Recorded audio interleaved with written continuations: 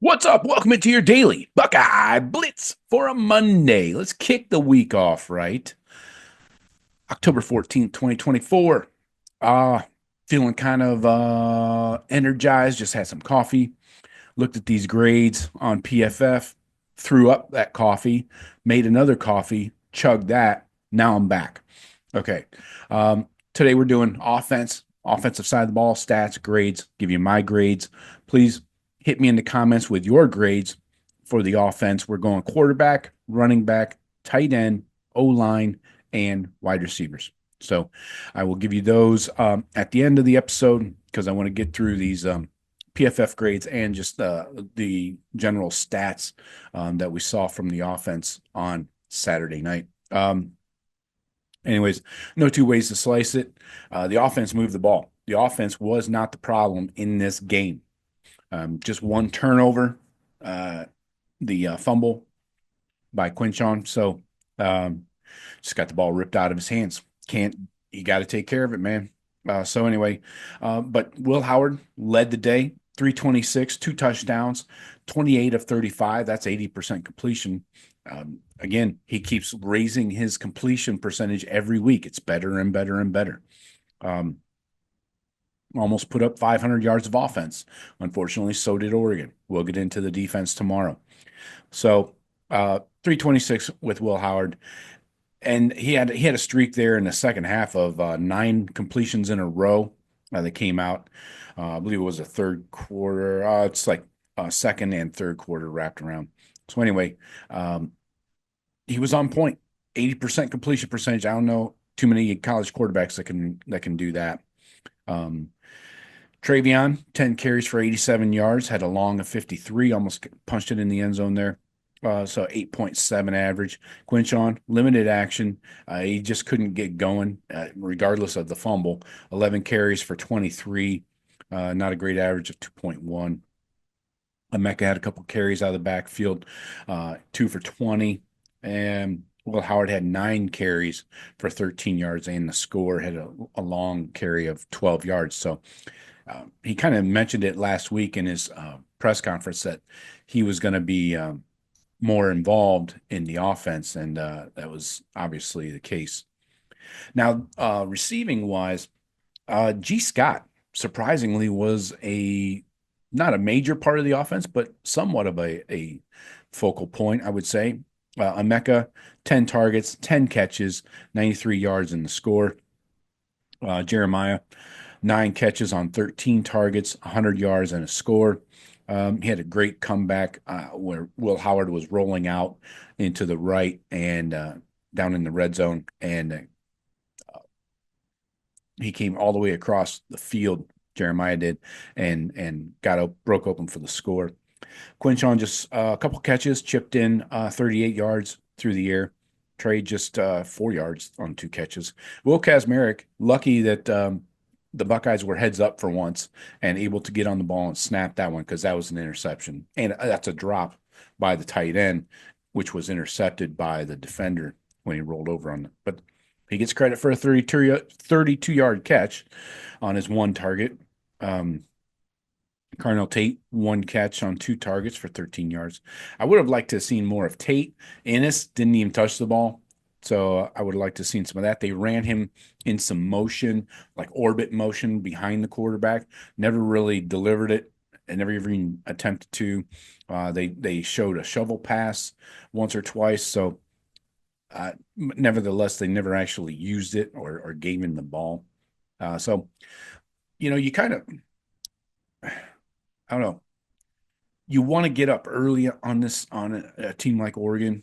If we could have scored on the first 2 drives of the game, that would have dictated to Oregon, you better, start throwing the ball downfield, which they did anyways, but it might have changed their game plan somewhat, where you're kind of dictating terms as a Buckeye. But the penalties on offense were brutal, freaking brutal. 8 penalties, 70 yards total.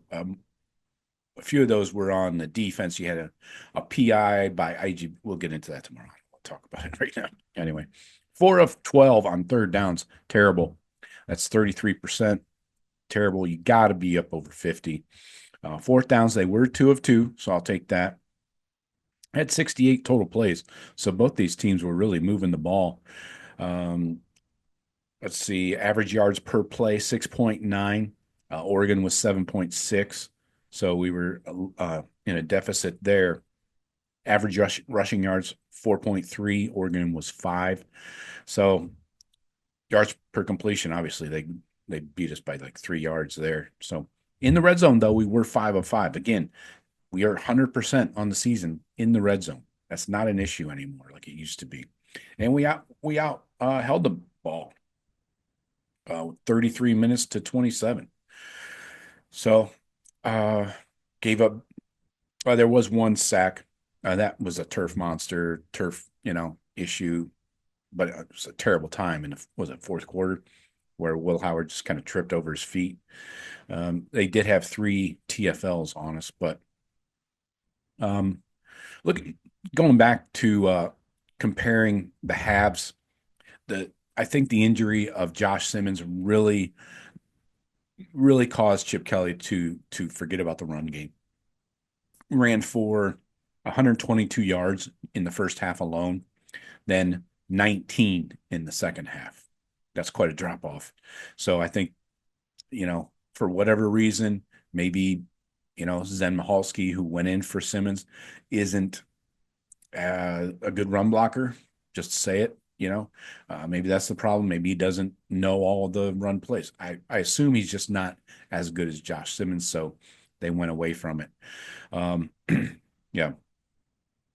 So let's look at these grades, and you may want to have a bucket nearby. Um, let's talk just overall offensive grade. Will Howard was the highest graded Buckeye on the team. Emeka Egbuka second, Jeremiah Smith third. Not surprising; these guys stood out on the score sheet. Let's see, we covered all the targets. Yeah. Um, going into Will Howard's passing. So I'll throw this up on screen for you. I think I forgot last week. Sorry about that. So when blitzed, they blitzed Will Howard on 14 dropbacks. He had 13 attempts, 10 completions, so 77%. He was really good when blitzed. He had an average of 8.9 yards per attempt when blitzed. Can't beat that. When not blitzed, though, he was more lethal. 24 dropbacks when not blitzed, 17 completions, 81% completion rate, and 9.9 yards per attempt, 2 touchdowns, of course. So he was under pressure on 10 dropbacks, 4 completions of 7 attempts, 57%. So when the D line is getting in his face, or linebacker, he was not quite as strong, but the Buckeye defense or Buckeye offensive line held up pretty strongly there.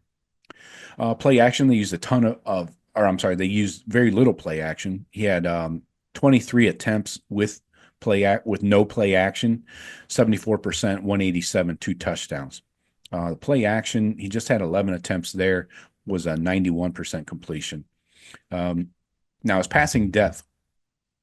So actually attempted 4 passes over 20 yards, completed 3 for 96 yards. Did not get any in the end zone, but at least they're trying to stretch the defense a little bit. Medium, 10 to 19 yards. He was 5 of 8, 77 yards, and the 2 scores. Short routes, 13 of 14, 93%, 114 yards. And then behind the line of scrimmage, 6 of 6 for just 36 yards. But really noticed the success they had in short middle of the field. That's where they typically have all of their success. 100 yards right there, 10 of 10. That was key. For the rest, really just they kind of spread it around. Intermediate left, they were 3 of 4. Intermediate right, 1 for 3. So I'll make sure this graphic gets up on screen for you. But Will Howard probably was the best player on the Buckeye offense. I mean, those grades I think are right on point. So let's look at run blocking to start it off. Uh, hmm. Let's start with the tight ends. Kazmarek, a 60. I don't like Kazmarek. I don't think he's that good of a tight end. Jelani was in for 2 snaps. He had a nice pancake down inside the one or the two where they scored on the Will Howard keeper. So good job there. Bennett Christian uh, was in for 12 run blocking snaps, grade of 57. Terrible. G. Scott Jr. still cannot run block, but they still fed him the ball in the passing game. He had 23 snaps, graded out of 52. Let's see. Receivers did okay. Emeka was a 58. Innes a 60. Where's Jeremiah? 62. Carnell Tate a 71. That's par for the course with Carnell. He loves blocking. Now, O-line, Josh Fryer, run blocking, a 49. Horrible. Saraveld, who went in for Tegra, he had 11 run blocking snaps. He graded out of 49 as well. Tegra, who was in for 18 run blocking snaps, a 45. Maybe he was working with an injury. All right, I'll give you that. Then Josh Simmons, before he went out, a 46. Zen Mahalski came in for Josh Simmons, a 52. You see where I'm going here? Everybody's under 60. Donovan Jackson, 60, right on the button. Seth McLaughlin, the center, 63.8. That's not going to get it done. And I guess if you're Chip Kelly, you're like, nobody in the O line is blocking for the run, so we got to throw it. Maybe, I don't know if Oregon committed more resources, more players to the run to stop it, but they really just started throwing the ball the entire second half. The Buckeyes did. Looking at pass blocking, Seth McLaughlin, 47.5. He allowed 2 pressures. Donovan Jackson allowed a pressure. Zen Mahalski allowed 2. Tegra allowed 2. Josh Simmons allowed 1. They allowed a total of 8 as a team. But the pass blocking grades, Donovan Jackson, an 83, even with the 1 pressure he allowed. So he was the only bright spot in this pass protection. And Travion, an 82.2. Excellent job. But he only had 8 pass blocking snaps. Fryer, 57.4. We're seeing a regression here by Fryer this week. Zen Mahalski, a 24. He was in for 30 snaps, pass snaps. Tegra, a 42. He was in for 21 pass snaps. Saraveld, 65.7. So at least he was better than Tegra in that regard. Josh Simmons at 54.7. So nobody was lighting up the fucking sheet here. Pardon my French, not really. Nobody was really doing well along the offensive line. Will Howard was dealing with constant pressure and an O-line that really wasn't moving the ball, moving guys off the ball. So I don't know. Tight ends, mediocre. So another frustrating week as far as the blocking goes. Yeah, I don't know where else to go from there. Penalties. You had 6 accepted penalties. You had a false start early, 2 false starts, a delay of game. Those 3 were, I believe, were on the same drive. Yeah. Then another false start. So 1, 2, 3, 4 false starts. The delay of game is the same as a false start, right? You're not getting the offensive play off. That was on the punter. You had the offensive pass interference on Jeremiah Smith. That was horse shit. The other penalties were on defense. So 6 accepted penalties for 40 yards on the offense. You can't do that, especially in an away stadium. You're just feeding the crowd every time you get a fucking penalty. So a lot to work on both sides of the ball. Offensively, we need to get this run game fixed. We need to see what Zen Maholski can do and can't do. There's a lot of can't, I know, but we need to see what he can do and develop those things. As you're going to see, this is all on Justin Fry and some Chip Kelly to develop Zen Maholski as quickly as possible. They got to fast track him, maybe even look at Luke Montgomery as an option there. You're going to need you know, everybody to step up a level with Josh Simmons out. So, anyways, let me know your grades. Here are mine before I get out the door. Quarterbacks, I'm going A minus. The only negative for Will Howard, I would say, is the last play of the game. You got to have that internal clock and know when 6 seconds are up. It might feel like an eternity when you're out there, but you got to get down sooner and then take a crack at the field goal. So I go A minus for Will. Otherwise, he was the best player on the field for the Buckeyes. Running backs, I go B. The fumble by Quinshon was costly. That gave them a short field, which they quickly turned into points. Could have gone even less there, but Travion had a good day running the ball. And then I can't blame the players because Chip Kelly's not calling run plays, right? So I think you could have attempted to run the ball a little bit in the second half. So B for the running backs, C for tight ends. Kazmarek, I got to credit him with the 32-yard catch. Nice. G. Scott, good job. But the run blocking was atrocious. So for that, I got to ding you pretty heavy because what else are you doing out there? O-line, D. Terrible pass blocking and run blocking both. You're part of the reason why Chip Kelly was not calling run plays in the second half. So Donovan Jackson, supposed to be our All-American left guard. He's still not playing at that level consistently. And then everybody else, okay. Fryer, not great. They don't do well against athletic defensive lines. And Oregon was that. Our defensive line was not, by the way. So O-line, D. At least you didn't really give up a sack. The slip and fall, I don't count as a sack. But anyway, wide receivers, I go B+. Jeremiah and Emeka were the stars of the show. Moved the ball consistently, made plays, and the blocking was good, not great.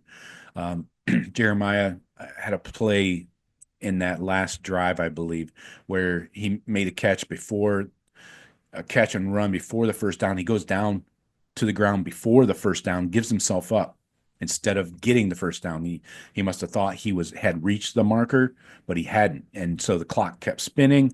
The Buckeyes waste more time getting another play in, getting lined up. So that cost like 15 seconds there. So again, you got to know where you're at. Then the OPI, I got to ding you for that. The arms were extended by Jeremiah. So you get Heartline, these are coaching moments, I get it. So, but B+ otherwise for the offense. So that's all I got for you.